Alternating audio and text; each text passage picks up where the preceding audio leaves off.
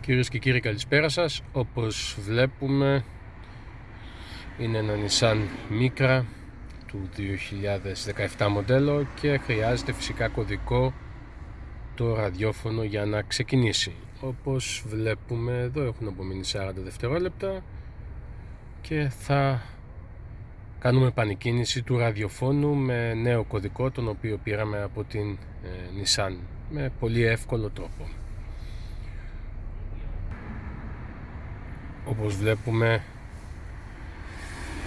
τελείωσε το screen, χρειαζόταν μία ώρα να κάτσει το ράδιο χωρίς να δουλέψει, τέλος πάντων χωρίς να λειτουργήσει, και τώρα θα βάλουμε τον κωδικό. Λοιπόν, πιέζουμε εδώ το 1,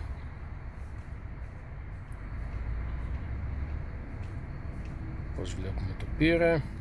Στο δεύτερο ψηφίο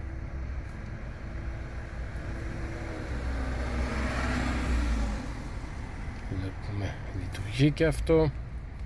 Πάμε στο τρίτο ψηφίο και πηγαίνουμε και στο τέταρτο ψηφίο.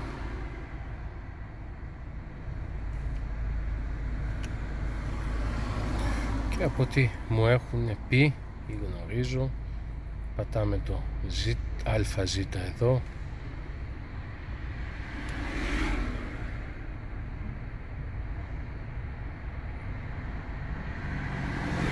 για να ξεκινήσει. Ξεκίνησε. Αυτό ήταν. Να είστε καλά, καλή συνέχεια να έχετε. Γεια σας.